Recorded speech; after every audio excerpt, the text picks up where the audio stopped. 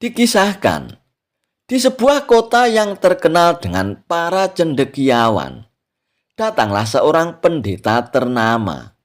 Ilmunya tinggi, tutur katanya rapi, dan keyakinannya sangat keras. Ia mendengar nama Abu Nawas, seorang lelaki sederhana yang sering dianggap bercanda, tapi selalu membuat orang terdiam setelah berbicara. Pendeta itu pun berkata, "Aku datang bukan untuk bertengkar, tapi untuk berdiskusi." Abu Nawas pun tersenyum sambil menutup bukunya. Orang yang berkata begitu biasanya sudah menyiapkan jawaban untuk menang. Pendeta itu pun tersentak, tapi tetap duduk. Lalu pendeta itu pun membuka pembicaraan. "Kebenaran itu satu, dan aku yakin aku memilikinya." Abu Nawas pun mengangguk pelan. "Benar, Tuan. Kebenaran memang satu, tapi manusia sering membawa wadah yang berbeda. Ada yang membawa mangkok, ada yang membawa gentong. Sayangnya, ada yang sibuk memamerkan wadah sampai lupa isinya." Mendengar itu, pendeta pun terdiam. Ia merasa tidak diserang, tapi juga tidak dibenarkan. Lalu pendeta itu pun melanjutkan, "Ilmuku berasal dari kitab dan guru-guru besar." Abu Nawas pun menjawab dengan lembut, "Itu anugerah, Tuan. Tapi ilmu seperti pisau. Di tangan tukang roti, ia akan memberi makan. Sedangkan di tangan anak kecil, ia bisa melukai." Pendeta itu pun menghela napas. Ia mulai merasa ditunjuk tanpa dituding. Lalu pendeta itu pun bertanya, "Jika Tuhanmu Maha Pengasih, mengapa masih ada penderitaan?" Abu Nawas pun menatap langit sebentar, lalu berkata, "Matahari memberi cahaya pada semua orang, tapi yang menutup jendela lalu mengeluh gelap. Biasanya lupa siapa yang menutupnya." Pendeta itu pun terdiam agak lama. Kata-kata itu terasa sederhana, tapi berat. Lalu pendeta itu pun berkata dengan jujur, "Abu Nawas, aku merasa debat ini membuatku semakin lelah." Abu Nawas pun tersenyum. "Karena kau membawa ego, bukan pertanyaan. Ego selalu ingin pulang sebagai pemenang, Tuan, bukan sebagai orang yang belajar." Dan orang-orang di sekitar pun mengangguk pelan. Pendeta itu pun berdiri. Suaranya tidak lagi keras. "Aku datang dengan kepala penuh jawaban. Aku pulang dengan hati penuh pertanyaan." Abu Nawas pun menunduk hormat. "Itu pertanda kau mulai bijak. Orang bodoh merasa sudah sampai tujuan.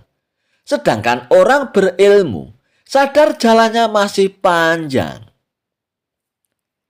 Dan pendeta itu pun pergi tanpa kalah, tapi juga tanpa menang, hanya dengan hati yang lebih ringan. Hikmah di balik kisah ini adalah, kebenaran tak butuh suara keras. Ilmu yang paling tinggi selalu disertai dengan kerendahan hati. Terkadang Tuhan tidak mengubah keadaan. Dia mengubah cara kita memandangnya. Orang bijak pulang membawa pelajaran dan bukan membawa piala. Kisah Abu Nawas dan hakim yang angkuh. Kisah lucu Abu Nawas kali ini tentang hakim yang angkuh yang hendak mempermalukan Abu Nawas. Dikisahkan, suatu hari seorang hakim angkuh mendatangi rumah Abu Nawas. Hakim itu penasaran dengan kecerdikan Abu Nawas yang masyhur. Hakim itu ingin menguji Abu Nawas serta mempermalukannya. Sang hakim yang angkuh itu pun bahkan yakin akan bisa membuat Abu Nawas malu. "Assalamualaikum ya Abu Nawas." Sang hakim mengucapkan salam saat tiba di depan rumah Abu Nawas. Abu Nawas begitu tahu tamunya seorang hakim ke rumahnya, terlihat kaget. Dalam pikirannya tidak biasanya hakim yang memiliki kedudukan mulia menyambangi di rumahnya. "Waalaikumsalam. Oh, Tuan Hakim ya, silakan masuk Tuan." "Aduh, ada apa gerangan Tuan berkenan datang ke rumah saya?" tanya Abu Nawas menyelidik. Setelah masuk ke rumah dan dipersilakan duduk oleh Abu Nawas, hakim itu pun menjelaskan maksud kedatangannya. "Saya ingin silaturahmi saja dengan Tuan Abu Nawas, sekaligus ingin bertukar pikiran dengan Tuan," ujar sang hakim. "Alhamdulillah, sebuah kehormatan bagiku kedatangan seorang hakim. Tapi apa yang dapat saya tukar dari pikiran saya, sementara Tuan lebih luas ilmu dan pengalamannya?" balas Abu Nawas merendah. Diskusi antara keduanya pun berlangsung. Banyak masalah yang dibahas dari sisi pemikiran yang berbeda. Abu Nawas memang cerdik, hingga hakim ini pun rupanya banyak tersisih saat beradu argumen. Mulailah muncul keinginan hakim membungkam Abu Nawas. Dia yakin dengan kemampuan ilmu tentang hukum bisa menang. "Tuan Abu Nawas, seandainya manusia mau mengikuti tatanan hukum dan norma, tentu akan aman tentram kehidupan ini," ujar sang hakim mengeluarkan ilmu pengetahuan hukumnya. "Tidak demikian juga Tuan," sanggah Abu Nawas. "Hukum dan norma akan membuat semuanya tertib Abu Nawas," ujar sang hakim. "Bukan manusia yang harus mengikuti hukum dan norma, tapi hukum dan normalah yang harus mengikuti nilai-nilai kemanusiaan. Maka keadilan akan terjadi dan kehidupan pasti aman dan tentram, karena rasa keadilan terpenuhi Tuan," jawab Abu Nawas. Mendengar perkataan Abu Nawas, sang hakim ini pun terdiam dan merasa malu. Pernyataan Abu Nawas seperti tamparan keras ke arah wajahnya. Akan tetapi, karena tidak mau ketahuan dipermalukan, hakim ini pun kembali menyiapkan pertanyaan kepada Abu Nawas. "Tuan Abu Nawas, seandainya Tuan diberi pilihan antara kekayaan dan kebijaksanaan, mana yang Tuan pilih?" tanya sang hakim. Dirinya pun yakin kali ini Abu Nawas akan bisa dipermalukannya. Abu Nawas yang cerdik itu pun menatap wajah sang hakim. Dalam hatinya dia bergumam kalau hakim ini harus diberi pelajaran. "Ya jelas saya milih kekayaan Tuan," jawab Abu Nawas. "Hahaha, masa Tuan Abu Nawas pilih kekayaan? Kok seorang cendekiawan seperti Tuan lebih mengutamakan kekayaan daripada kebijaksanaan? Menurut saya ini lebih memalukan Tuan," ledek sang hakim dengan tawa kemenangan. Abu Nawas pun hanya diam. Dia biarkan hakim itu menuntaskan tawa senangnya. Setelah hakim itu berhenti tertawa, Abu Nawas pun berkata, "Memangnya salah ya Tuan kalau saya memilih kekayaan?" tanya Abu Nawas. "Ya jelas dong, seharusnya seorang cendekiawan yang dikenal cerdik seperti Tuan Abu Nawas menempatkan kekayaan setelah kebijaksanaan," ucap sang hakim. Lalu, kalau Tuan sendiri diberi pilihan itu, akan memilih yang mana? Tanya balik Abu Nawas. Tentu saya akan memilih kebijaksanaan, Tuan. Apalagi saya seorang hakim. Jawab sang hakim. Oh begitu ya Tuan Hakim. Dengarkan Tuan Hakim. Seseorang itu akan memilih sesuatu yang belum dimilikinya, Tuan. Tegas Abu Nawas. Mendengar perkataan Abu Nawas, sang hakim pun langsung terdiam. Dirinya merasa kembali dipermalukan oleh Abu Nawas. Dia tidak menyangka pertanyaan jebakan untuk Abu Nawas malah menjebak dirinya sendiri. Hakim itu pun benar-benar menyadari kalau Abu Nawas yang cerdik bukan hanya omong kosong. Buktinya, Abu Nawas bisa dengan mudah memutar serangan kalimat dari dirinya yang tidak terduga sebelumnya. Tuan Abu Nawas, kali ini saya yakin kalau Tuan memang seorang cendekiawan yang benar-benar cerdik. Saya mohon maaf Tuan Abu Nawas. Saya sudah berupaya mau mempermalukan Tuan. Dan akhirnya, hakim itu pun jujur kepada Abu Nawas tentang niatnya datang ke rumah Abu Nawas. Akan tetapi, reaksi Abu Nawas hanya tersenyum saja. Dia sudah bisa menghadapi banyak orang yang berupaya menjebak dan menguji kemampuan berpikirnya. Kisah Abu Nawas menghitung umur hingga dapat sekantong keping uang emas.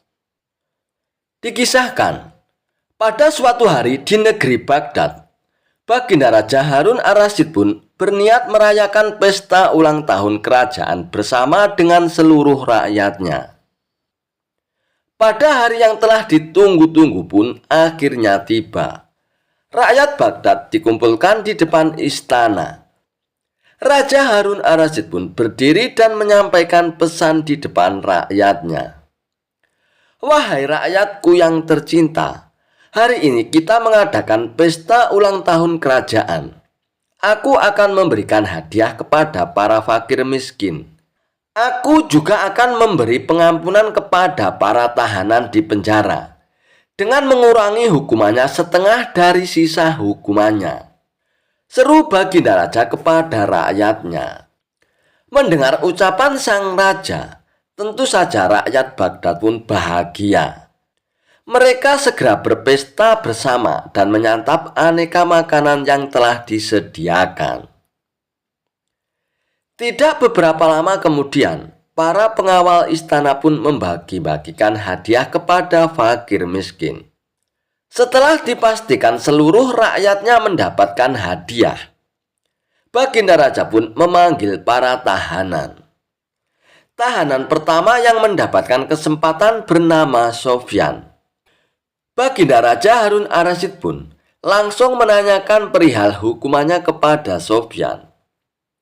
Hei Sofyan, berapa tahun hukumanmu?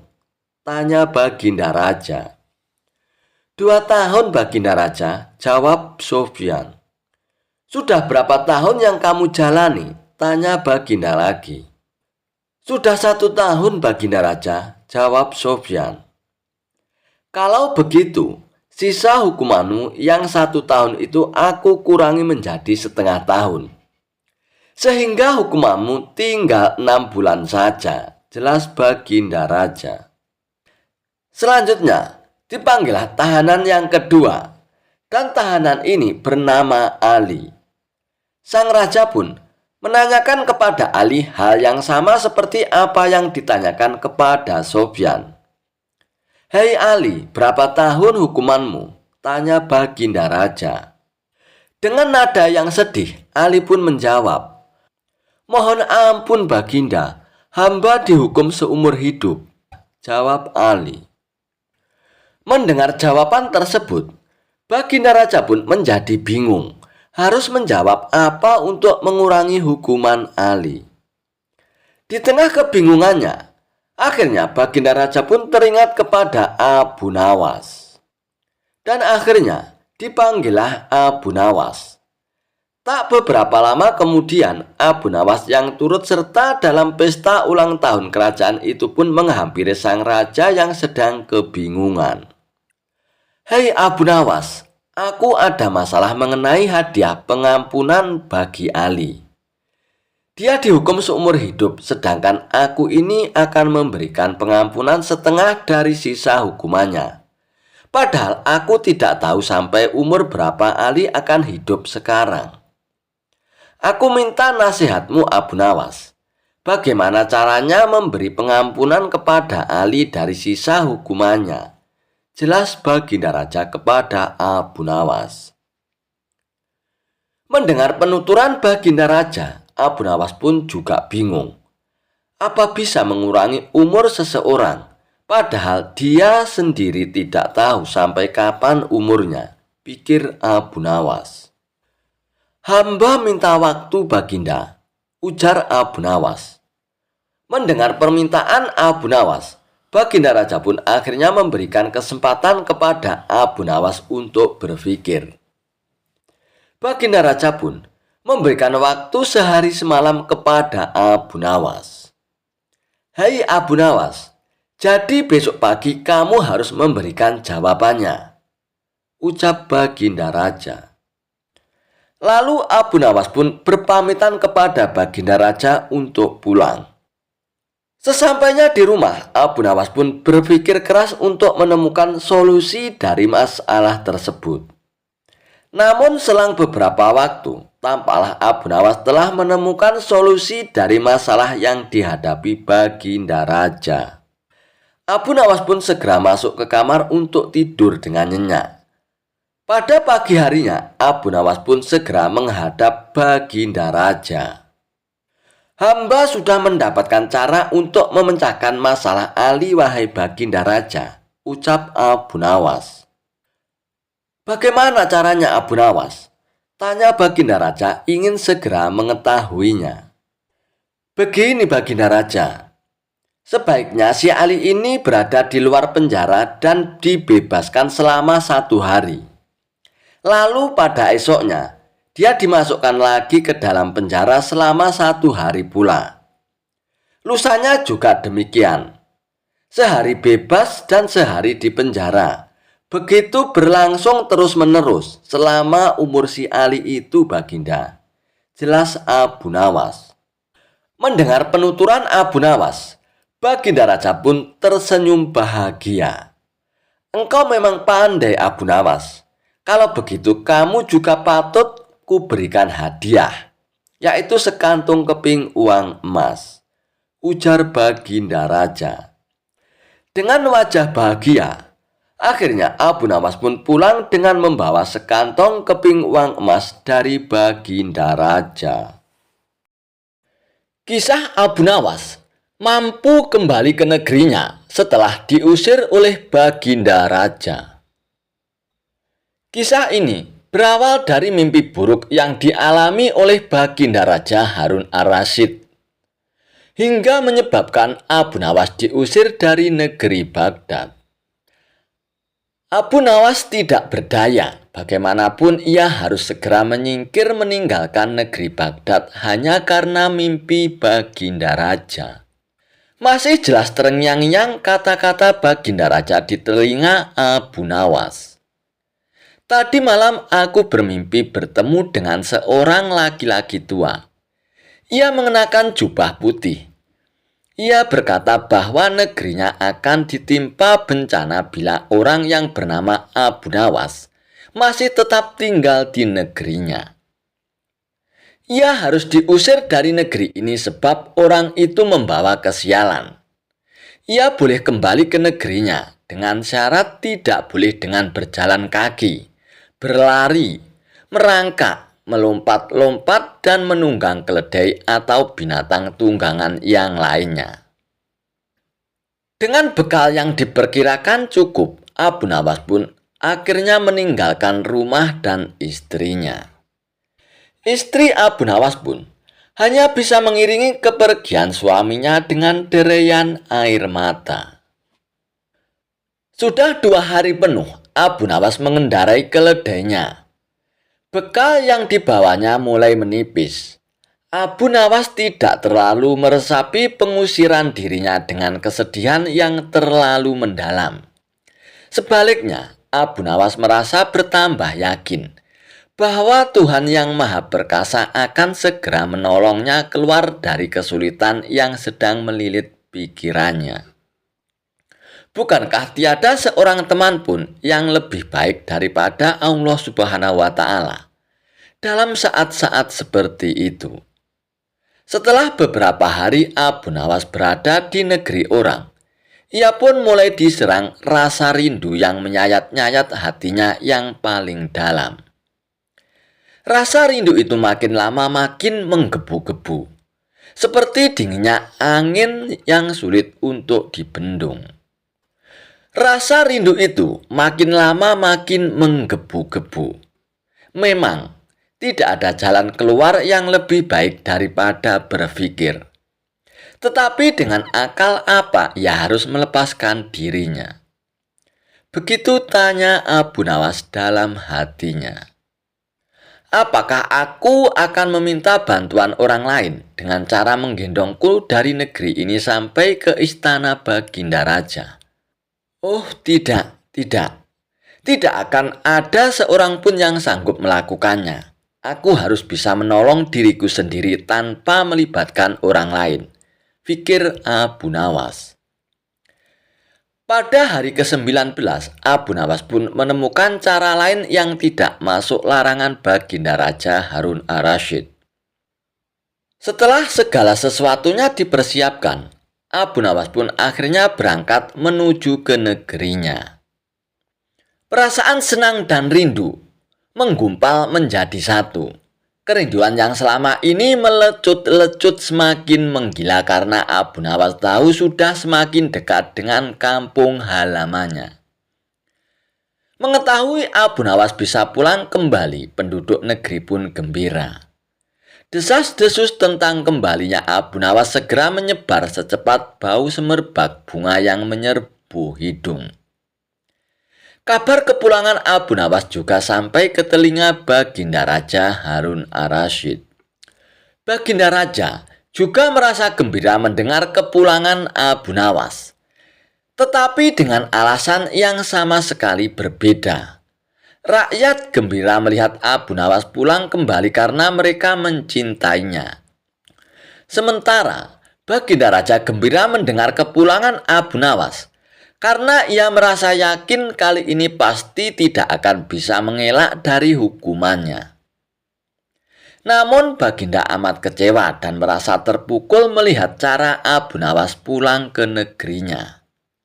Baginda Raja sama sekali tidak pernah membayangkan kalau Abu Nawas ternyata bergelayutan di bawah perut keledainya.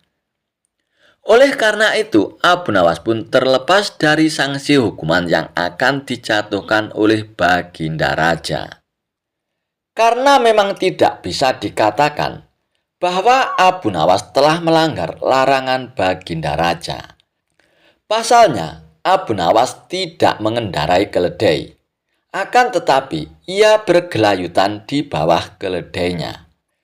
Begitulah cara Abu Nawas menggunakan keledainya untuk menyelamatkan diri dari hukuman Baginda Raja.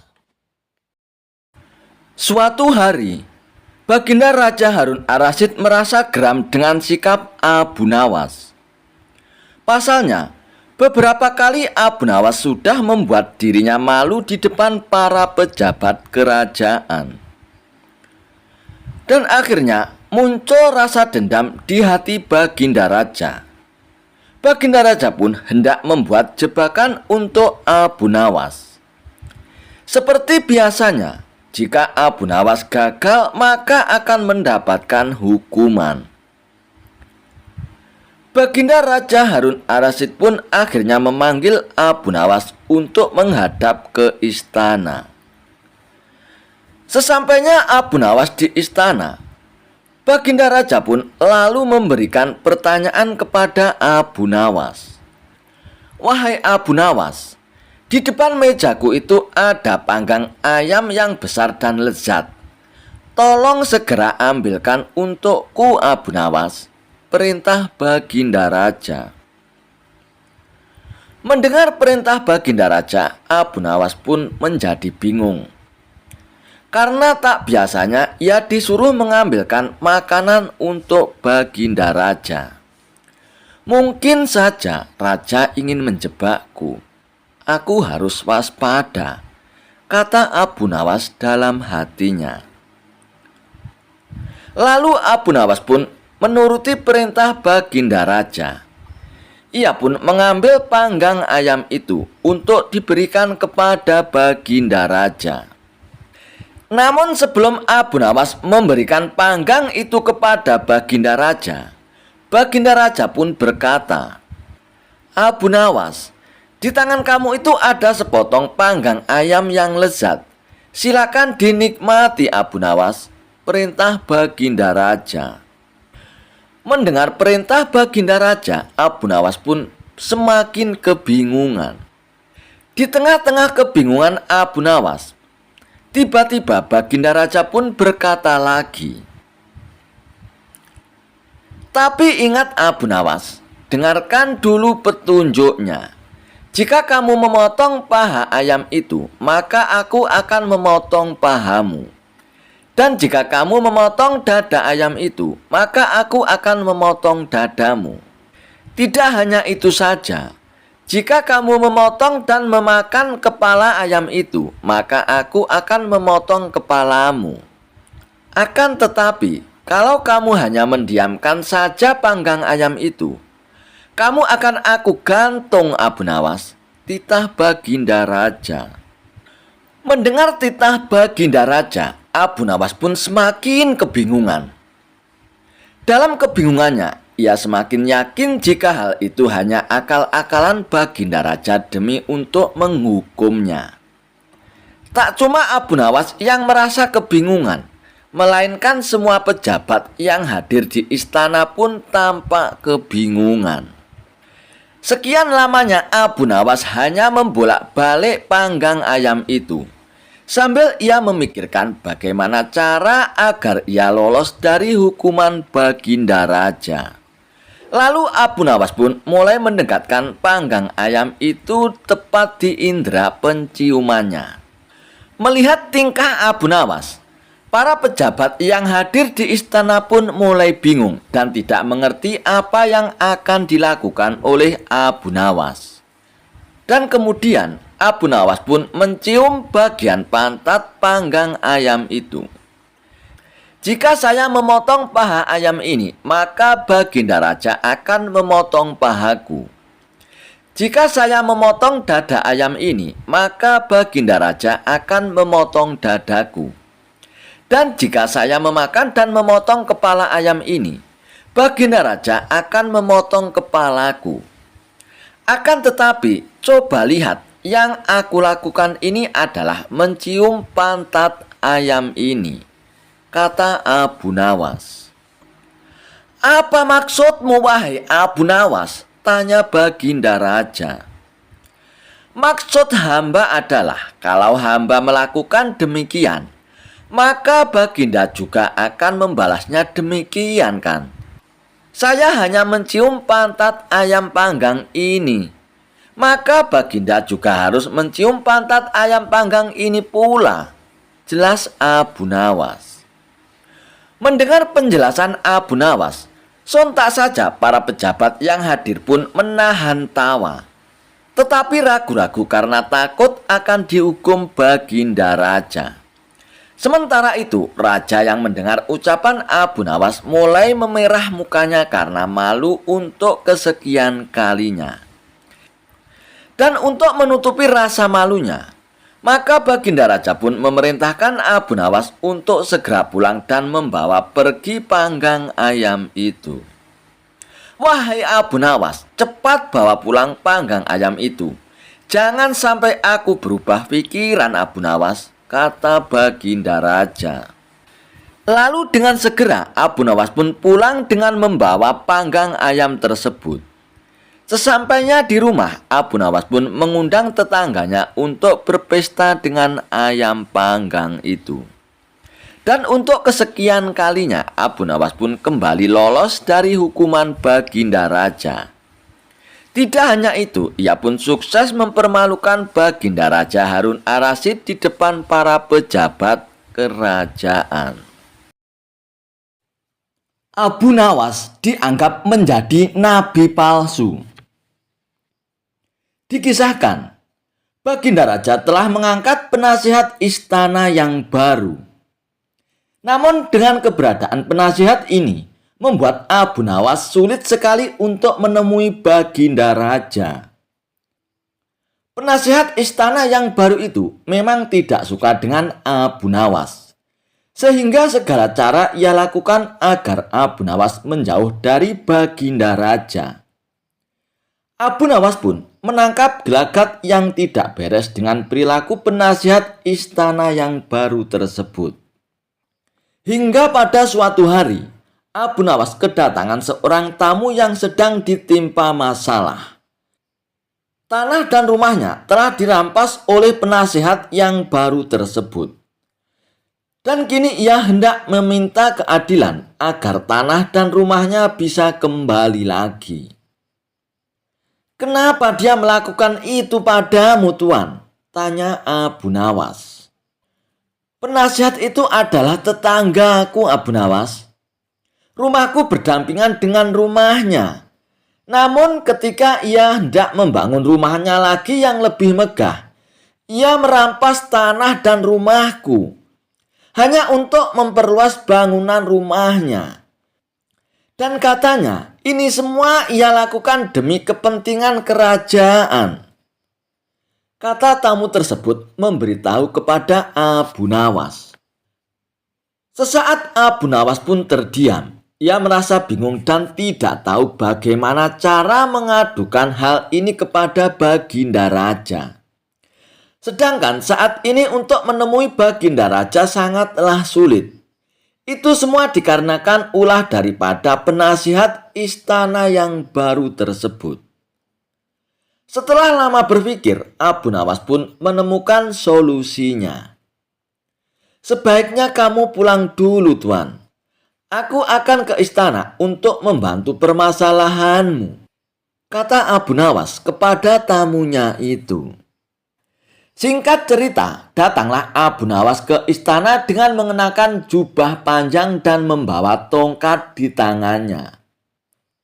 Melihat kehadiran Abu Nawas di depan pintu gerbang istana, sang penasihat itu pun segera mencegah Abu Nawas agar tidak masuk ke istana. Akan tetapi, terlintas rasa penasaran, kenapa Abu Nawas berpakaian tidak seperti biasanya. "Hai Abu Nawas, mau apa kau ke istana dan kenapa kau berpenampilan seperti itu?" tanya penasihat istana. "Aku adalah orang yang suci, akan menemui Paduka Raja," jawab Abu Nawas. "Apa? Orang suci? Maksudmu sekarang kau menjadi seorang nabi ya?" tanya penasihat istana. "Sudahlah Tuan Penasihat, beritahu kepada rajamu bahwa orang suci akan menghadapnya," kata Abu Nawas.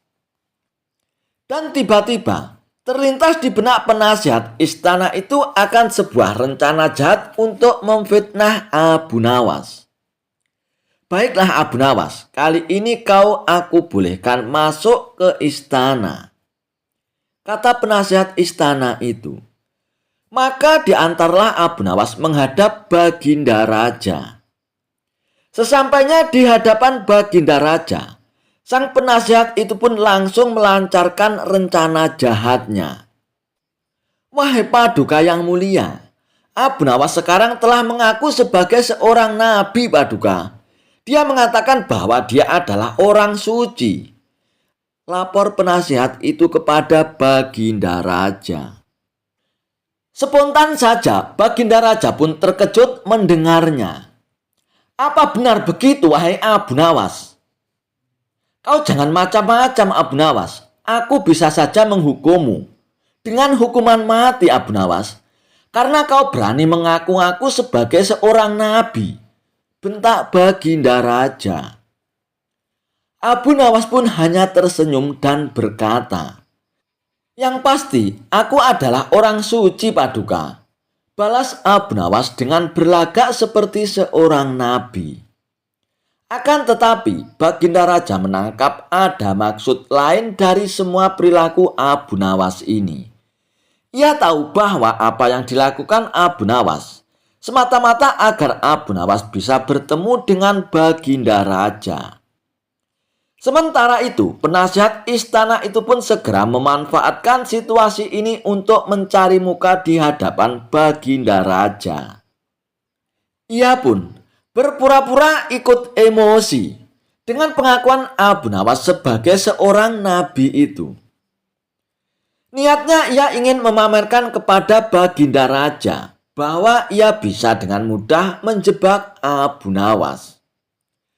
"Jadi benarkah kau ini seorang nabi, Abu Nawas? Kalau kau Nabi Ibrahim, pasti punya mukjizat. Ketika dimasukkan ke dalam api, maka api akan menjadi dingin. Untuk membuktikannya, kami ingin membakarmu. Jika api tidak menyentuh kulitmu sedikit pun, maka kami akan beriman kepadamu," kata penasihat istana. Itu terlalu mudah. Dan lagian orang yang membakar Nabi Ibrahim adalah orang yang tidak mempercayai Allah. "Apakah kamu termasuk orang seperti itu?" tanya Abu Nawas. "Ya bukanlah, Abu Nawas. Aku mengimani Allah sebagai Tuhanku," jawab penasihat istana. "Kalau begitu, janganlah berperilaku sepertinya," balas Abu Nawas. "Lalu kau siapa? Kau Nabi Musa ya? Coba lemparkan tongkatmu. Kalau kau memang Nabi Musa, maka tongkatmu itu pasti akan berubah menjadi ular," kata penasihat istana. "Nabi Musa melakukan itu kan kepada orang kafir. Apakah kamu termasuk sebagai orang kafir juga?" tanya Abu Nawas. "Ya tidaklah, Abu Nawas. Aku bukan orang kafir. Aku adalah orang yang mengimani Allah," jawab penasihat. "Kalau begitu, jangan meminta kepadaku hal itu," balas Abu Nawas.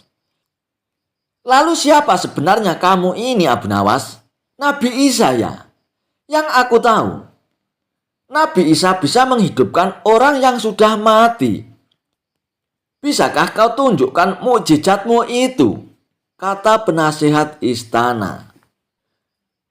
"Baiklah, aku akan buktikan kepadamu," balas Abu Nawas. "Oh, jadi sekarang kamu mengaku sebagai Nabi Isa ya? Ayo buktikan kepada kami mukjizatmu itu, Abu Nawas," perintah penasihat istana. "Oh, tentu saja, aku akan buktikan. Pertama-tama, aku akan membunuhmu dengan tongkatku ini. Kalau kau sudah mati, nanti dalam sekejap aku akan menghidupkanmu kembali," ucap Abu Nawas. Mendengar itu, penasihat istana itu pun merasa takut. Dan ia pun lari menjauh dari Abu Nawas. Abu Nawas pun segera berlari mengejar penasihat itu untuk dipukul dengan tongkatnya. Melihat itu, Baginda Raja pun berusaha mencegah Abu Nawas. "Hai Abu Nawas, berhenti. Berhenti dulu, Abu Nawas. Sebenarnya apa maksud dari perbuatanmu ini, Abu Nawas? Kenapa pula kau mengaku-ngaku sebagai seorang nabi?" tanya Baginda Raja. "Siapa bilang aku mengaku seorang nabi, Paduka? Itu kan hanya anggapan penasihat istana saja. Aku mengaku sebagai orang suci, Paduka. Suci dari hadas besar dan hadas kecil. Karena sebelum kemari tadi, aku berwudu terlebih dahulu, Paduka," jelas Abu Nawas. "Lalu apa maksudmu melakukan hal ini, Abu Nawas?" tanya Baginda Raja. "Bukankah beberapa minggu ini Paduka merasakan bahwa hamba tidak pernah lagi ke istana? Itu semua dikarenakan ulah penasihat istana Paduka yang selalu mencegah hamba untuk menemui Paduka yang mulia. Dan dia juga telah berlaku zalim kepada tetangganya Paduka. Dia telah merampas rumah dan tanah tetangganya demi untuk membangun rumahnya agar lebih luas dan megah, tutur Abu Nawas.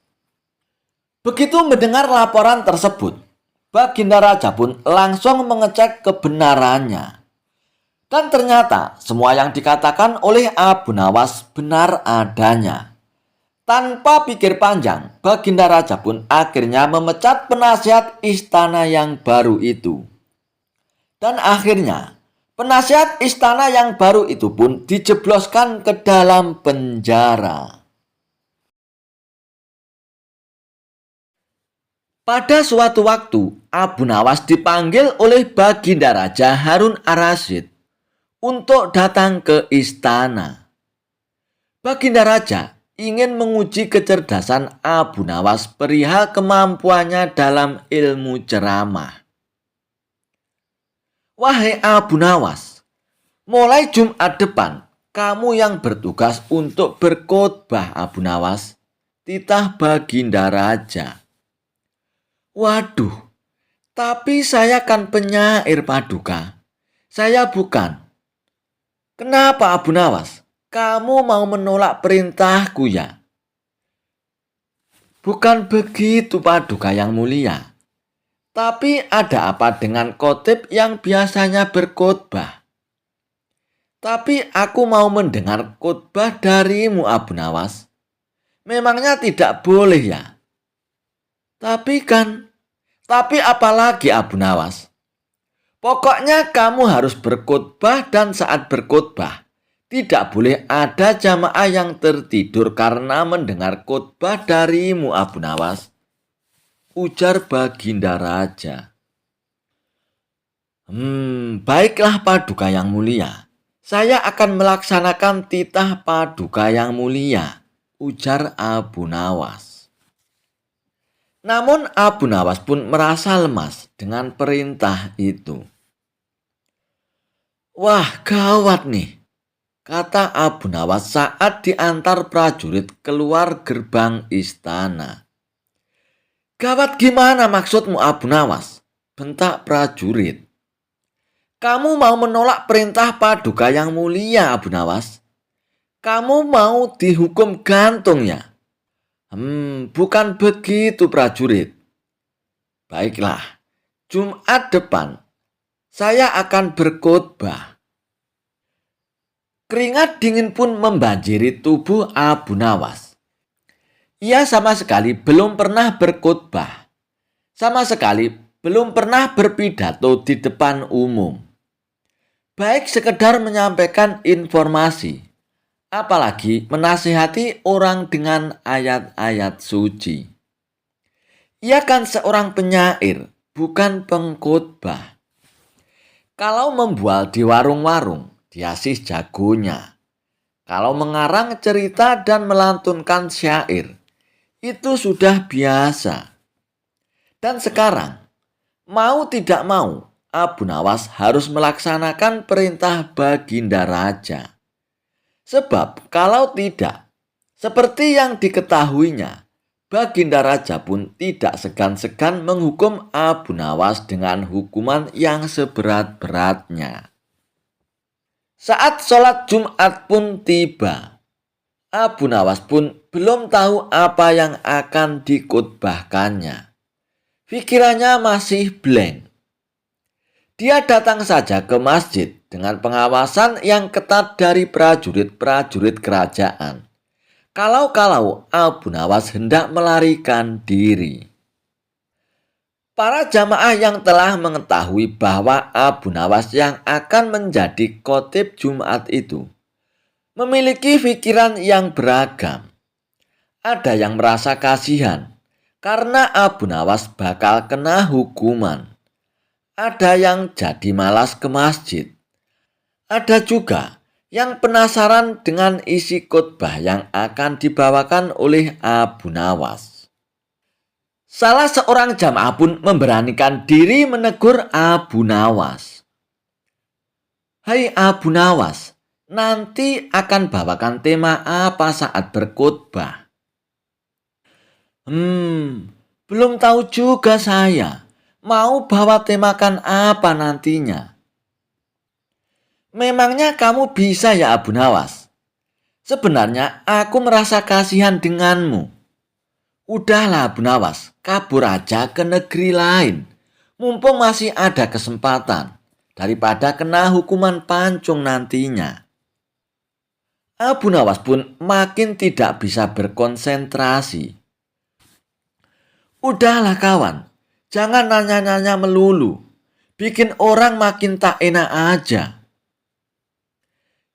Dan setelah takmir masjid memberikan pengumuman, saatnya Abu Nawas pun maju. Abu Nawas pun naik ke mimbar dengan jantung seakan mau copot. Keringat pun membanjiri wajahnya, seolah setiap saat dia habis berwudu. Mata para jamaah pun menatap tajam ke arah Abu Nawas. Mereka memandang seakan telah tiba malaikat maut menunggu perintah untuk mencabut nyawanya. Para prajurit kerajaan menatap tajam mengawasi Abu Nawas. Kalau dia melarikan diri. Suasana Jumatan pun menjadi mencekam. Abu Nawas telah berdiri di atas mimbar. "Assalamualaikum warahmatullahi wabarakatuh." Jamaah pun menjawab dengan kompak dan penuh dengan konsentrasi. Tidak seperti Jumat sebelumnya, ternyata jamaah masjid pun membeludak. Banyak juga jamaah yang berdatangan dari daerah lain. Jamaah pun melober hingga ke gerbang istana. Karena mereka sangat penasaran bakal seperti apa khotbah yang akan dibawakan oleh Abu Nawas. Muadzin pun melantunkan azan. Dan di saat inilah Abu Nawas mendapatkan sebuah ide yang cemerlang tentang materi khotbahnya. Dan setelah mengucapkan pujian-pujian kepada Allah Subhanahu wa Ta'ala dan sholawat atas Nabi, Abu Nawas pun melanjutkan khotbahnya. Saudara-saudara sekalian, hadirin sidang Jumat yang dimuliakan Allah. Pada Jumat kali ini, apakah para hadirin tahu apa yang akan saya sampaikan? Jamaah pun kompak mengatakan tidak tahu. Abu Nawas pun menggebrak mimbar. "Kok tidak tahu?" Jamaah pun tercengang, begitu pula dengan Baginda Raja. Prajurit kerajaan pun semakin bersiaga. Jadi untuk apa khotib berdiri di sini kalau tidak ada yang tahu? Percuma saja dan sia-sia, tidak akan ada gunanya, lanjut Abu Nawas. Abu Nawas pun kemudian melanjutkan ceramahnya dengan penjelasan tentang kebodohan umat yang serba tidak tahu. Para hadirin sidang Jumat yang berbahagia, umat Islam harus banyak tahu, harus selalu belajar dan belajar, agar pengetahuan kita bertambah luas. Wahyu yang pertama turun adalah Iqra atau bacalah. Ini adalah perintah agar kita banyak belajar. Dan Abu Nawas pun makin bersemangat di atas mimbarnya. Dia memotivasi umat agar tidak menjadi umat yang bodoh. Untuk apa pengetahuan? Dia membukakan cakrawala kepada para jamaah. Dan para jamaah pun mendengarkan dengan antusias. Baginda Raja pun sangat senang dengan kondisi ini. Bahkan, sebenarnya ia pun sayang dengan Abu Nawas. Cuma terkadang caranya itu tidak seperti orang lain. Raja punya cara tersendiri. Raja juga senang karena para jamaah tidak ada yang tertidur saat Abu Nawas menyampaikan khotbahnya. Dan baru kali ini, para jamaah terlihat sangat antusias. Selepas sholat Jumat, Baginda Raja pun memanggil Abu Nawas. "Wahai Abu Nawas, Jumat depan kamu lagi yang berkhotbah." "Loh, kan sudah Paduka yang mulia. Hamba sudah menjalankan titah Paduka yang mulia sesuai dengan permintaan Paduka," kilah Abu Nawas. "Pokoknya harus Abu Nawas. Apa kamu mau digantung?" Dan Abu Nawas pun tidak bisa mengelak dari perintah Baginda Raja. Dan ternyata Baginda Raja pun tidak mau kalah cerdik dengan Abu Nawas. Dia ingin kembali menguji seberapa cerdasnya Abu Nawas. Baginda Raja pun kemudian mengatur para jamaahnya. Kalau Abu Nawas bertanya yang sama saat berkhotbah, maka para jamaah pun disuruh menjawab tahu. Abu Nawas pun naik ke mimbar lagi. Kali ini dia menggunakan jurus yang sama. Abu Nawas sudah tidak tegang lagi. Wajahnya pun penuh dengan senyuman.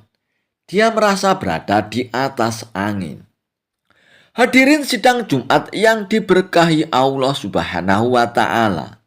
Apakah kalian tahu apa yang akan saya khotbahkan? Jamaah pun menjawab, "Tahu." "Alhamdulillah. Bagus. Inilah yang dinanti-nantikan oleh para pemimpin umat sejak lama. Inilah yang diimpikan oleh baginda Nabi kita Muhammad Shallallahu Alaihi Wasallam." Maka ditambahkan lagi di sana dan di sini tentang kondisi umat yang mulai maju tingkat peradabannya. Kita berilmu pengetahuan juga tentang kejayaan umat Islam di masa kini dan yang akan datang. Beginilah seharusnya jika kita ingin berjaya. Dan Baginda Raja pun hanya bisa senyum-senyum sendiri. Dia tidak menyangka Abu Nawas bisa seenteng ini lolos dari perangkapnya. Tetapi dia pun senang juga karena para jamaah tidak ada yang tertidur sama sekali.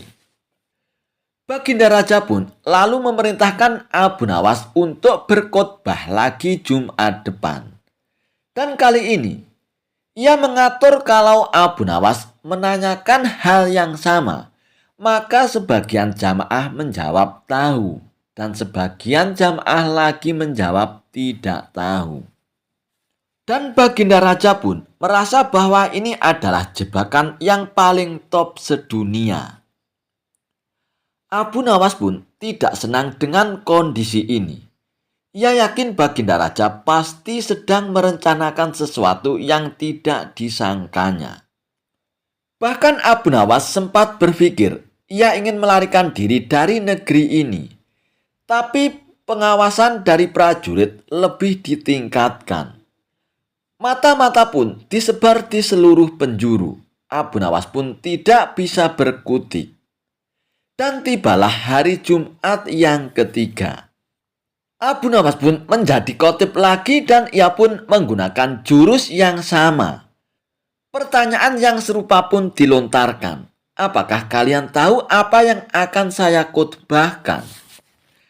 Dan sebagian jamaah menjawab tahu. Dan sebagian lagi menjawab tidak tahu. Kalau begitu, para jamaah yang tahu silakan memberitahu pada jamaah yang tidak tahu. Abu Nawas pun menambahkan bahwa kita harus menjaga kerjasama sesama umat. Saling nasihat-menasihati. Harus kompak bahu-membahu. Mengatasi kedunguan dan kejahilan. Saling tolong-menolong, memberantas kejahilan. Yang sudah tahu, harus mengajari saudaranya yang tidak tahu. Jangan sampai tenggelam dalam kegelapan. Dan Abu Nawas pun telah menyelesaikan tugasnya. Baginda Raja pun akhirnya sadar bahwa Abu Nawas memang banyak akalnya. Dan ia pun mengakui kecerdikan Abu. Kisah debat orang ateis dengan Abu Nawas tentang keberadaan Tuhan. Dikisahkan, suatu hari ada dua orang ateis datang memasuki kota Baghdad. Tujuan utama mereka adalah mengajak debat dengan orang yang mempercayai keberadaan Tuhan. Singkat cerita, sampailah mereka di warung tempat Abu Nawas biasa nongkrong bersama kawan-kawannya. Melihat ada tamu orang asing, kawan-kawan Abu Nawas ini menyambutnya dengan ramah. Setelah dipersilakan duduk, kedua orang asing tersebut bertanya, "Adakah di sini orang yang mengaku pintar?" Mendengar pertanyaan tersebut, kawan-kawan Abu Nawas pun menjadi heran. "Memangnya kenapa, Tuan? Ada keperluan apa mencari orang pintar?" tanya salah satu kawan Abu Nawas.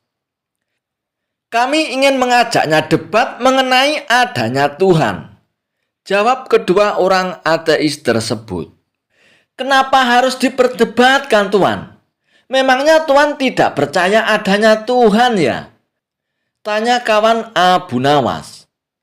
"Tidak sama sekali. Kami tidak percaya adanya Tuhan. Kalau kamu percaya adanya Tuhan, apakah kamu pernah melihat Tuhan?" kata orang ateis itu. "Ya tidaklah, Tuan. Tapi kan dengan adanya dunia ini dan isi alam semesta, sudah menjadi bukti bahwa Tuhan itu ada," jawab kawan Abu Nawas. "Lalu, dari mana kamu tahu kalau yang menciptakan alam semesta ini adalah Tuhan? Bisa saja itu adalah dongeng karangan manusia," balas kedua orang ateis itu. Karena takut kalah debat dengan orang ateis itu, maka kawan-kawan Abu Nawas pun memilih untuk diam. Tak berselang lama, datanglah Abu Nawas. Lalu Abu Nawas mengambil tempat duduk di samping kawannya.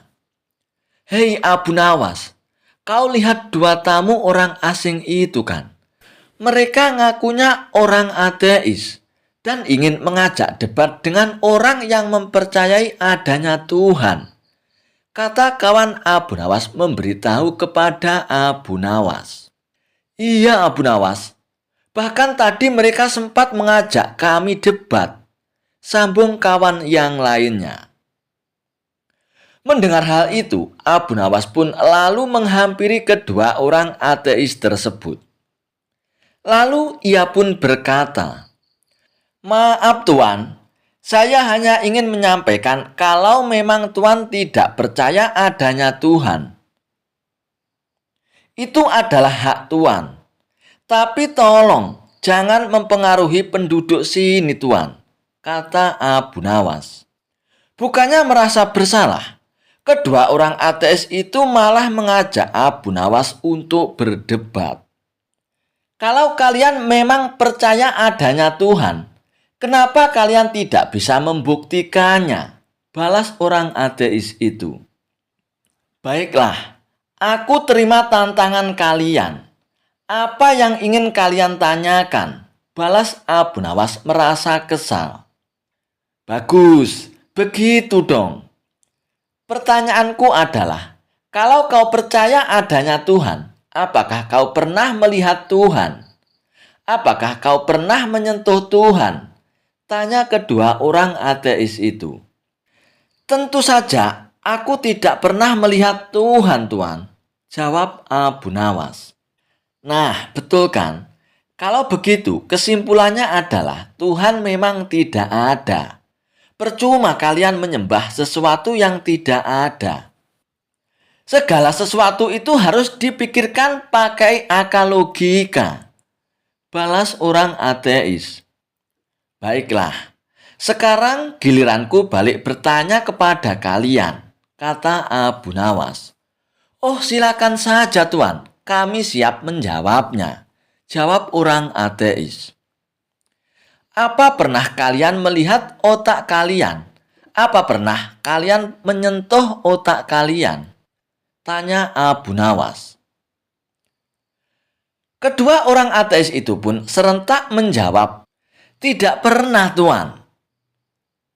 Kemudian dengan nada sedikit ketawa, Abu Nawas pun berkata, "Jadi, kesimpulannya adalah kalian memang tidak punya otak." Mendengar ucapan Abu Nawas, spontan saja kawan-kawan Abu Nawas pun tertawa terpingkal-pingkal. Karena tak ingin dipermalukan di hadapan orang-orang, kedua orang ateis itu pun kembali bertanya, "Hai Abu Nawas, katanya Tuhan kau itu maha tahu. Tentunya dia tahu dong kalau manusia akan berbuat kesalahan. Terus kenapa dia tetap menciptakan manusia? Atau jangan-jangan Tuhan memang tidak tahu? Tuhan macam apa itu?" ledek kedua orang ateis. "Oh, mengenai hal itu ya. Baiklah, saya akan tanya balik kepada kalian. Waktu kalian masih bayi, apakah ibu kalian tahu kalau kalian suatu saat nanti akan berbuat kesalahan? Misalnya seperti menyakiti hati ibu kalian, walaupun hanya sekali. Atau misalnya kalian berbuat sesuatu yang membuat orang lain jengkel?" tanya Abu Nawas. "Tentu saja, ibu sudah tahu karena sekecil apapun manusia pasti berbuat kesalahan," jawab kedua orang ateis itu. "Lalu kenapa ibu kalian memutuskan untuk tetap mengasuh kalian sampai dewasa? Kalian tahu kenapa? Karena rasa cinta ibu kalian lebih besar daripada kesalahan yang akan kalian perbuat nanti. Begitu juga dengan Tuhan. Tuhan sudah tahu kalau manusia pasti akan berbuat kesalahan. Tapi kenapa Tuhan tetap menciptakan manusia?" Dan jawabnya adalah karena cintanya Tuhan lebih besar daripada kesalahan yang akan manusia perbuat. Dan Tuhan akan mengampuni kesalahan manusia selama manusia mau bertaubat. Jelas Abu Nawas. Setelah mendengar penjelasan dari Abu Nawas, kedua orang ateis tersebut hanya terdiam. Mereka pun akhirnya mengakui akan kecerdasan Abu Nawas. Kisah Abu Nawas, buang air besar di tempat tidur. Pada suatu waktu, Baginda Raja Harun ar-Rasyid sangat gundah hatinya. Seperti biasanya, dirinya ingin sosok Abu Nawas hadir di istana untuk menghibur hati sang raja. Namun setelah beberapa kali dipanggil, Abu Nawas belum juga menampakkan batang hidungnya. Entah kenapa Abu Nawas enggan untuk menghadap Baginda Raja. Setelah lama berpikir, akhirnya Baginda Raja pun menemukan cara agar Abu Nawas bisa hadir di istana kerajaannya. Raja pun menyuruh 3 orang prajurit untuk pergi ke rumah Abu Nawas agar buang air besar di tempat tidurnya Abu Nawas.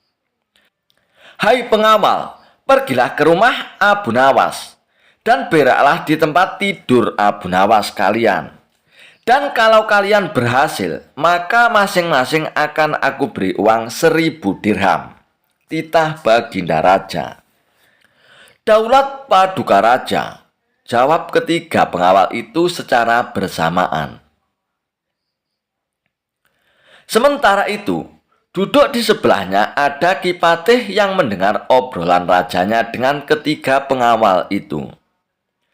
Karena berhubung tugas yang diberikan kepada 3 anak buahnya yang agak aneh, Ki Patih pun memberanikan diri untuk bertanya kepada sang raja. "Maaf Paduka Raja, bukankah tugas yang diberikan itu tampak aneh dan sangat menghina? Tanya Patih kepada Baginda Raja. Patih, memang benar, tapi itulah siasatku agar Abu Nawas segera hadir ke istana, jawab Baginda Raja. Apakah gerangan rencana Baginda? Tanya Patih lagi. Nanti kamu akan segera mengetahuinya. Dan sekarang kamu ikutilah ketiga anak buahmu itu. Dan intailah mereka. Dan sampaikan juga kepada Abu Nawas. Bila dia berhasil menggagalkan tugas pengawalku itu, maka Abu Nawas akan aku beri uang 3.000 dirham. Dan sekaligus ia boleh memukul utusanku itu, titah Baginda Raja. Dengan perasaan yang masih bingung, Patih pun segera melaksanakan perintah Baginda Raja. Ia pun segera berkemas dan menuju ke rumah Abu Nawas. Tidak beberapa lama kemudian, utusan Baginda Raja Harun ar-Rasyid sudah tiba di depan pintu rumah Abu Nawas. Hai Abu Nawas, kami diutus oleh Baginda Raja untuk buang air besar di tempat tidurmu. Karena ini perintah Raja, kamu tidak boleh menolak, kata salah seorang utusan itu. Saya sama sekali tidak keberatan. Silakan saja kalau kalian mampu melaksanakan perintah Baginda Raja, jawab Abu Nawas dengan santainya. Betul? Tanya utusan Raja. Iya, silakan saja, sahut Abu Nawas. Betul begitu Abu Nawas? Tanya utusan Raja. Iya, silakan saja, sahut Abu Nawas. Abu Nawas pun mengawasi orang-orang itu beranjak ke tempat tidurnya dengan geram. Berak di tempat tidurku betul-betul kelewatan, gumam Abu Nawas dalam hatinya. Abu Nawas pun akhirnya memutar otaknya. Bagaimana caranya agar para utusan itu mengurungkan niatnya? Setelah berpikir beberapa saat, Abu Nawas pun akhirnya menemukan cara untuk menggagalkan tugas para utusan tersebut. Pada saat para utusan itu hendak bersiap-siap buang air besar, mendadak Abu Nawas berkata dari balik jendela kamar. Hai para utusan Raja, ada yang lupa saya sampaikan kepada kalian, kata Abu Nawas. Apa itu Abu Nawas? Tanya salah satu utusan Raja. Saya ingatkan, supaya kalian jangan melebihi perintah Baginda Raja. Jika kalian melanggar, saya akan pukul kalian dengan sebuah pentungan besar dan setelah itu saya akan laporkan kalian kepada Baginda Raja bahwa kalian melanggar perintahnya, jawab Abu Nawas dengan serius. Dengan cekatan, Abu Nawas pun segera mengambil sebatang kayu besar yang ada di dapur rumahnya. Bahkan, kini Abu Nawas sudah mengambil pentungan kayu besar tersebut. Hai, apa maksudmu tadi Abu Nawas? Tanya salah satu utusan. Aku katakan, ingat, perintah Raja hanya buang air besar saja kan? Dan tidak boleh lebih dari itu, jawab Abu Nawas. Iya, memang benar, jawab utusan itu. Aku ulangi lagi ya. Hanya buang air besar saja. Tidak boleh lebih. Ingat, tidak boleh kencing, tidak boleh buka celana. Tidak boleh cebok, hanya buang air besar saja ya, tegas Abu Nawas dengan seriusnya. Hai Abu Nawas, mana mungkin itu tidak mungkin kan? Kami juga harus buka celana dulu dan kencing nantinya, jawab salah satu utusan. Aku akan pukul kalian sekeras-kerasnya jika kalian melanggar perintah Baginda Raja, sahut Abu Nawas. Para utusan itu pun akhirnya saling pandang. Mereka kebingungan dengan ucapan Abu Nawas itu. Tiba-tiba ada suara seseorang yang memanggil Abu Nawas. "Hai Abu Nawas!" Karena ada suara yang sudah tidak asing lagi didengar oleh Abu Nawas serta para utusan. Akhirnya mereka pun segera berkumpul untuk menemui asal suara itu. Oh, ternyata suara itu adalah suara Kipatih Ja'far yang merupakan orang kepercayaan Baginda Raja Harun ar-Rasyid. "Aku sudah mendengar perdebatan kalian. Baginda Raja memang memerintahkan para utusan itu untuk buang air besar di tempat tidurmu, Abu Nawas.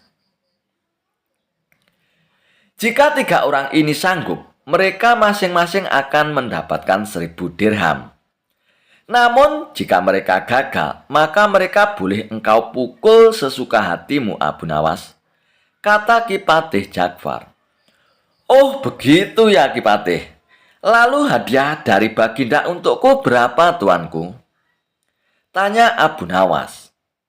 "Sekarang juga engkau boleh menghadap Baginda Raja untuk menerima 3.000 dirham, jawab Kipatih.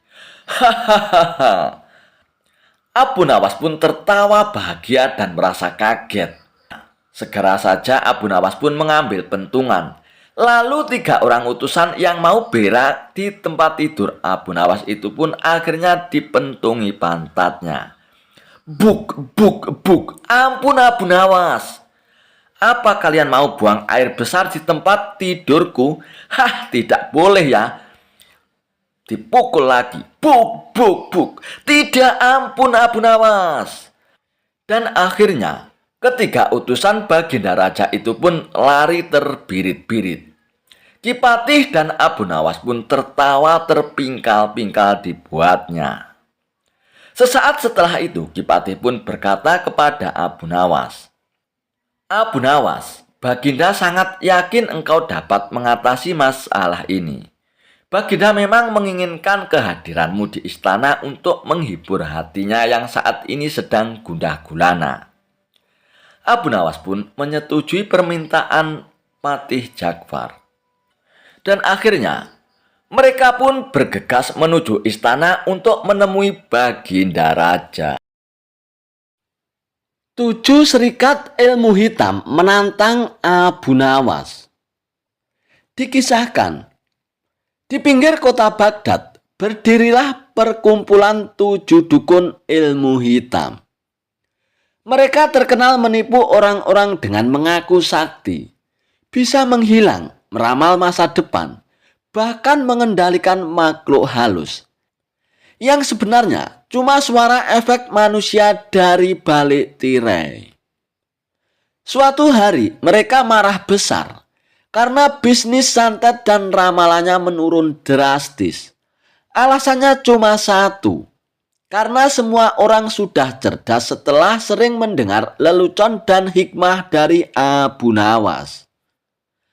Akhirnya ketua mereka pun mengetuk meja dan berkata, "Kalau ingin kembalikan kejayaan kita harus mengalahkan Abu Nawas di depan orang banyak nih." Dan mereka pun sepakat, cari Abu Nawas untuk duel ilmu besar-besaran. Mereka pun menyebar pengumuman ke seluruh kota Baghdad. 7 dukun serikat ilmu hitam akan mengadu kekuatan gaib dengan Abu Nawas di lapangan kota. Yang kalah harus meninggalkan Baghdad. Rakyat pun heboh. Raja langsung memanggil Abu Nawas dan berkata, "Hei Abu Nawas, kalau kau takut, aku tidak memaksamu. Tapi seluruh kota berharap padamu, Abu Nawas." Abu Nawas pun tersenyum. "Takut? Hamba justru khawatir mereka yang takut Paduka. Tapi baiklah, hamba datang dengan syarat semua duel dilakukan sesuai aturan hamba." Baginda Raja pun menyetujuinya. Di hari pertandingan, lapangan kota penuh sesak oleh orang-orang. 7 dukun berdiri berbaris, menatap garang seperti grup band horor gagal audisi. Ketua dukun pun berkata, "Hai dengarkan orang-orang, kami punya 7 macam ilmu. Kalau Abu Nawas bisa selamat dari semuanya, kami akan menyerah." Abu Nawas pun menjawab dengan santai, "Oh silakan tuan, tapi aku juga punya 7 ilmu dan aturan duel kalian duluan." Orang-orang pun bersorak dengan gemilang. Dukun pertama adalah ahli hipnotis. Ia pun maju ke depan dan menatap tajam Abu Nawas sambil mengayunkan bandul emasnya. "Hei Abu Nawas, dalam hitungan 3 kau akan tidur." Abu Nawas pun malah nyeletuk, "Hei Tuan Dukun, kalau mau bikin saya tidur cepat, jangan hipnotis aku dong. Bacakan ceramah panjang di waktu hujan deras. Dijamin aku akan tidur cepat, Tuan." Mendengar itu, penonton pun tertawa terpingkal-pingkal. Dan si dukun itu pun kehilangan fokus. Bandulnya malah mengenai kepalanya sendiri dan ia pun jatuh pingsan. Lalu dukun kedua pun maju ke depan. Katanya ahli menghilang. Ia pun masuk ke karung dan berteriak, "Hai Abu Nawas, dalam sekejap aku akan hilang." Karung itu pun bergetar dengan hebat. Orang-orang pun semakin tegang. Namun Abu Nawas pun tetap tenang. Lalu ia pun mengikat erat-erat karung tersebut dengan tali yang kuat. Dukun itu pun berteriak dari dalam karung, "Hei Abu Nawas, aku tidak bisa keluar nih. Tolong cepat buka ikatannya." Abu Nawas pun menyahutnya, "Kalau kamu memang bisa menghilang, hilanglah dari dalam karung itu." Dan dukun itu pun berteriak-teriak, "Abu Nawas, cepat buka karungnya. Aku tidak bisa keluar. Aku menyerah." Penonton pun tertawa terpingkal-pingkal. Giliran dukun ketiga. Katanya ia ahli ramalan. Ia pun maju ke depan dengan gaya yang meyakinkan. "Hei Abu Nawas, aku tahu masa depan. Sekarang tanyakan apa saja."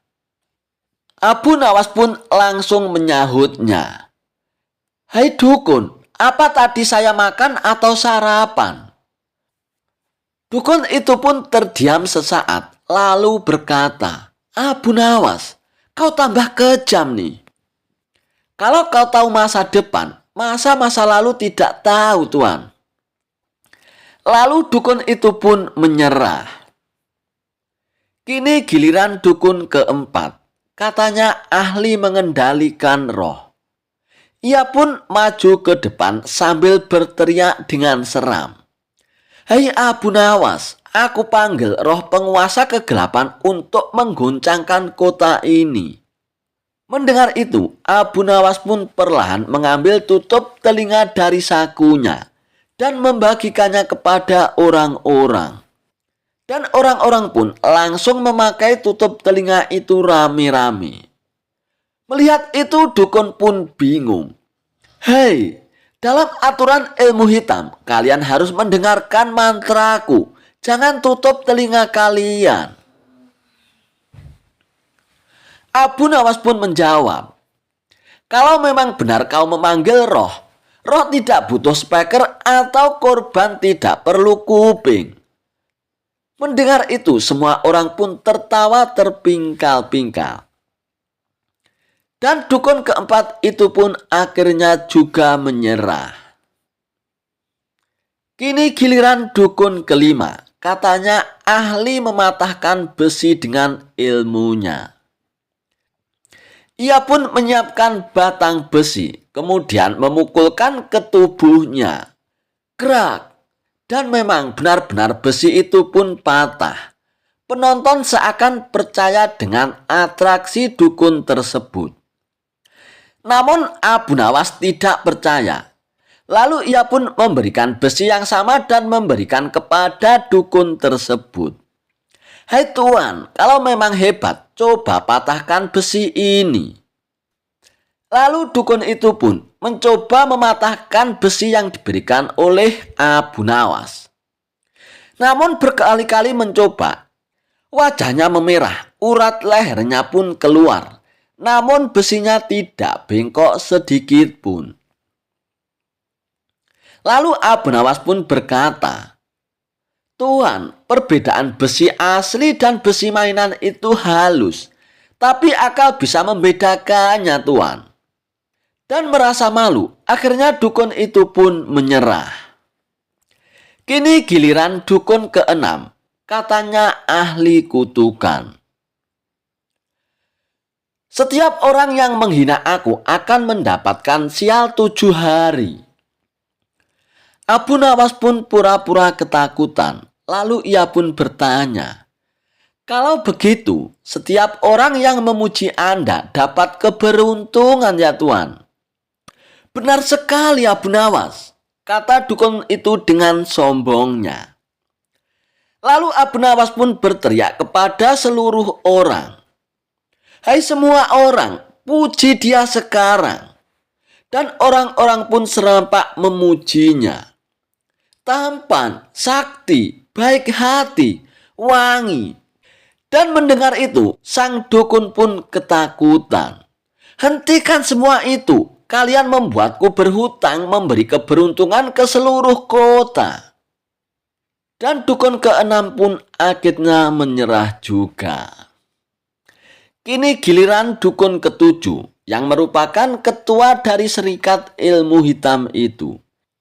Lalu ia pun maju ke depan dan menatap tajam ke arah Abu Nawas.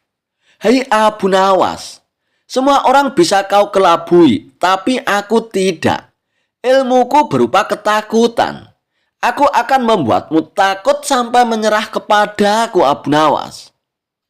Lalu lampu pun dipadamkan, kembang api pun diletuskan.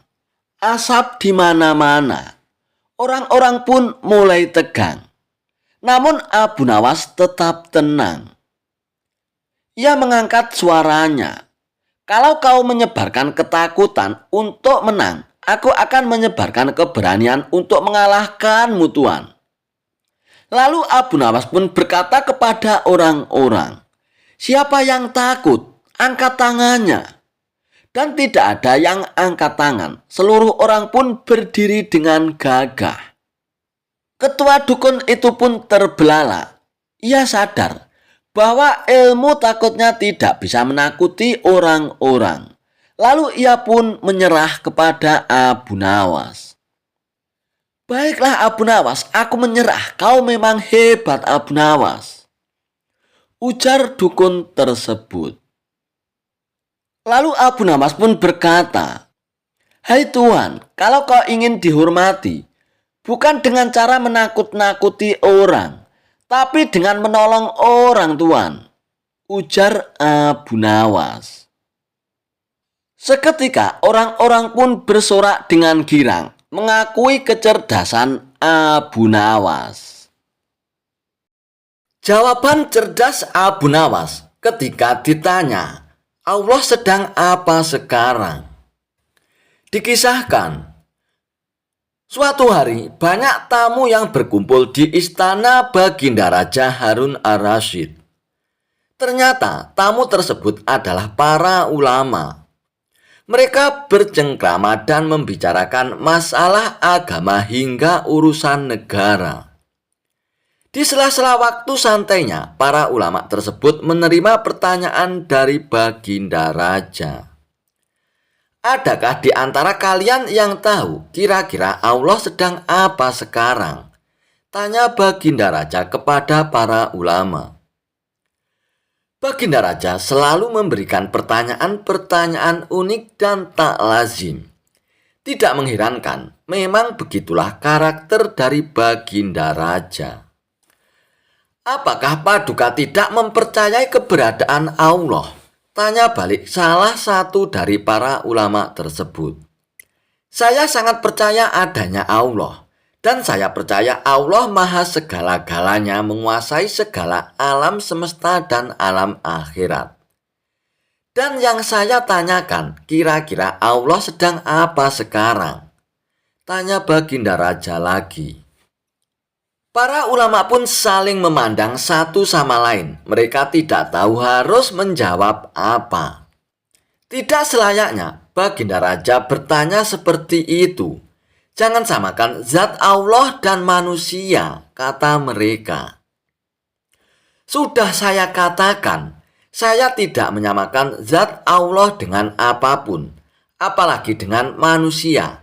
Saya hanya penasaran, kira-kira Allah sedang apa sekarang? Kalau tidak tahu, bilang saja tidak tahu, balas Baginda Raja. Sejenak, suasana pun menjadi hening. Baginda Raja pun teringat dengan sosok Abu Nawas. Apakah mungkin Abu Nawas bisa menjawab pertanyaanku ini? Ujar Baginda Raja dalam hatinya. Lalu Baginda Raja pun menyuruh para pengawalnya untuk segera menjemput Abu Nawas. Bergegaslah beberapa pengawal pergi menuju tempat tinggal Abu Nawas. Tetapi saat itu Abu Nawas sedang tidak berada di rumah. Dan menurut istrinya, dia sedang berada di warung. Para pengawal itu pun langsung bergegas menuju warung, tempat Abu Nawas nongkrong bersama kawan-kawannya. Wahai Abu Nawas, kamu dipanggil Baginda Raja untuk menghadap sekarang, ujar salah satu pengawal. Dengan pakaian seadanya, Abu Nawas pun bergegas ke istana bersama dengan beberapa pengawal istana. Saat tiba di istana, terlihat beberapa ulama sedang berkumpul. Baginda Raja tampak duduk berwibawa di atas singgasananya.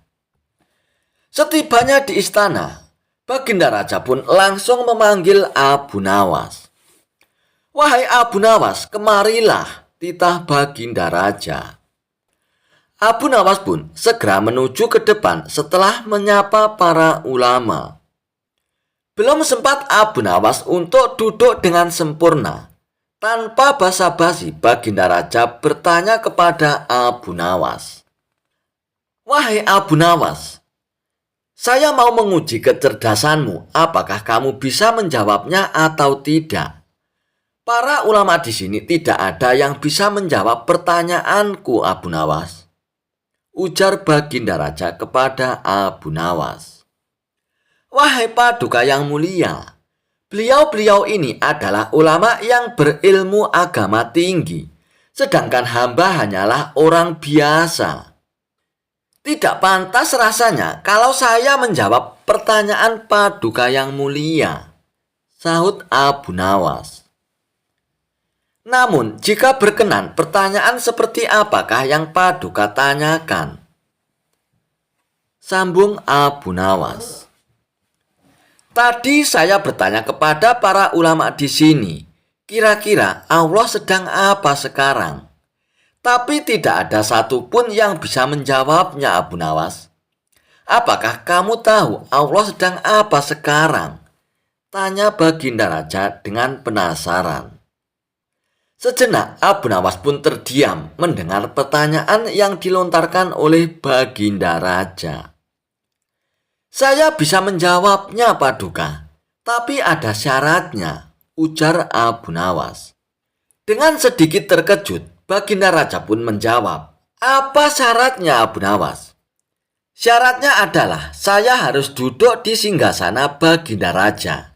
Dan Baginda Raja harus duduk di bawah bersama para ulama, jawab Abu Nawas. Baginda Raja pun menuruti permintaan Abu Nawas karena penasaran, meskipun agak heran dengan permintaan tersebut. Setelah menduduki singgasana Baginda Raja, Abu Nawas pun berkata dengan lantang, kalau Baginda Raja ingin tahu Allah sedang apa sekarang, saksikanlah Allah sedang mengangkat Abu Nawas jadi raja dan Harun ar-Rasyid jadi rakyat biasa. Mendengar jawaban Abu Nawas, Baginda Raja pun tertawa dan diiringi oleh para ulama yang sedang duduk di samping Baginda Raja. Dan jawaban Abu Nawas itu memiliki makna bahwa apa yang dilakukannya merupakan kehendak Allah Subhanahu wa Ta'ala. Pintar sekali kamu, Abu Nawas. Kamu malah memanfaatkan pertanyaan ini untuk bisa duduk di atas singgasanaku. Tapi memang yang kamu katakan itu benar. Maka aku pun tidak bisa marah kepadamu, Abu Nawas, ujar Baginda Raja. Dan Baginda Raja pun terpana dengan kecerdasan Abu Nawas dan akhirnya memberikan hadiah kepada Abu Nawas.